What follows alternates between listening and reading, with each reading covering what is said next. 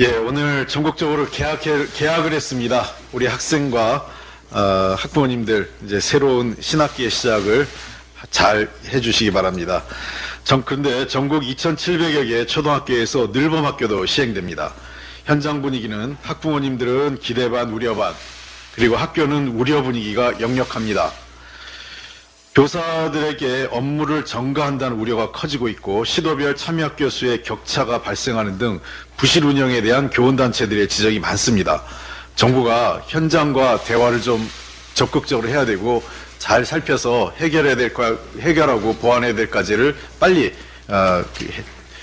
보완해 주시면 고맙겠습니다.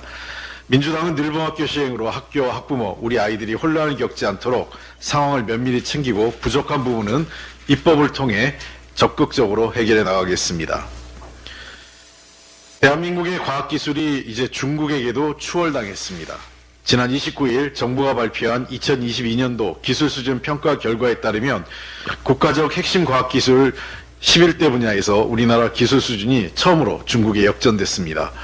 중국이 한국을 앞선 건 2012년 조사 이래 이번이 처음입니다.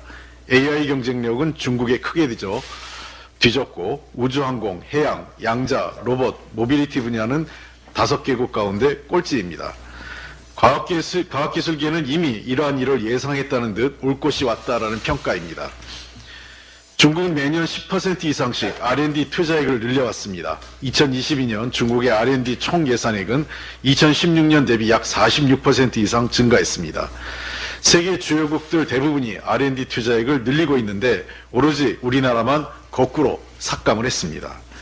올해 우리나라 R&D 예산은 14.7% 삭감된 26조 5천억 원, 사실상 대참사입니다. 대통령 말 한마디에 R&D 예산이 삭감됐고 이로 인해 국내 연구 생태계가 붕괴 직전입니다. 과학기술계 인력의 해외 유출이 심각합니다. 국내 과학기술자에 대한 처우, 연구환경, 그 다음에 경제상황 등이 총체적으로 부실합니다. 또 프로젝트 예산 삭감으로 연구 인력이 축소되고 연구 조기 종료 등 연구의 질도 떨어지고 있다는 평가입니다. 공학계열 석박사 과정도 중도 탈락을 하는 사람들이 늘어나고 있고 젊은 차세대 과학자가 줄어들고 있습니다. 만약에 의대 증원까지 이루어진다면 공부 잘하고 유능한 학생들의 이 과학기술계 진출이 더 줄어들 거란 현장의 우려가 커지고 있습니다. 이 속도라면 2차 전지, 반도체 분야에서도 중국에게 추월되는 건 시간 문제입니다. 과학은 국가의 미래입니다. 정부의 편협한 과학기술 정책 기조, 그 다음에 대통령의 왔다 갔다 오락가락 하는 행보에 문제가 있습니다. 이제라도 과학기술 정책에 대한 근본적인 전환이 필요합니다. 우리나라 출산율이 0.65명의 충격적인 기록을 했습니다. 지난해 4, 4분기 합계 출산율이 0.65명이 기록했습니다.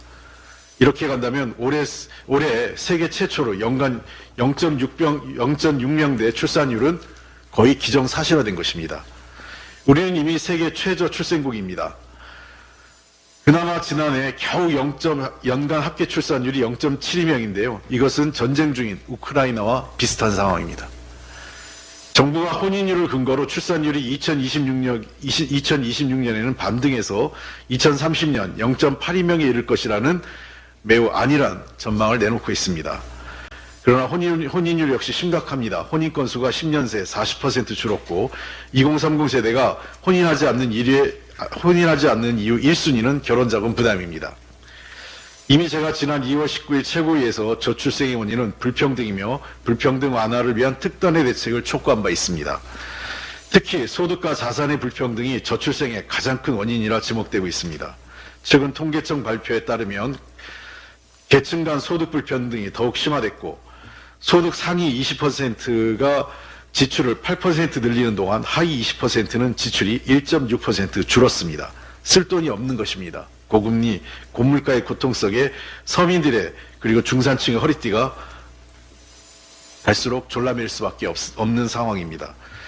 근로사업소득은 동반 감소했으나 가계소득은 일부 증가했습니다. 원인은 공적 이전소득 때문입니다. 연금이나 부모의 급여 등인데요. 일부 정책 효과가 있긴 합니다. 그러나 우리가 경험했듯 몇 가지 정책만으로 저출생 흐름을 막는 것은 사실상 불가능합니다. 우리 사회 불평등 구조를 개선하지 않고서는 저출생 극복이 어렵습니다. 세계 최초 0.6% 출산율 전망 충격에 이제는 정부의 모든 부처가 저출생을 제1의 과제로 놓고 함께 지혜를 모아야 하고 힘을 모아야 합니다. 전문가들과 민주당의 제안대로 주거, 소득 격차 해소, 수도권 편중과 지역 격차 등 사회 구조를 바꾸는 큰 의제에 대한 논의를 시작해야 합니다. 민주당의 총선 저출생 극복 공약의 핵심은 소득과 자산 불평등 해소입니다. 저출생은 국가 존립 기반의 문제이자 대한민국의 미래가 걸린 일입니다. 국민의힘도 유사 공약을 발표한 만큼 당리당략을 떠나 저출생 극복을 위한 사회 각계의 지혜를 모으는 사회적 대타협 논의를 시작해 합시다. 이제 정말 시간이 없습니다. 이상입니다.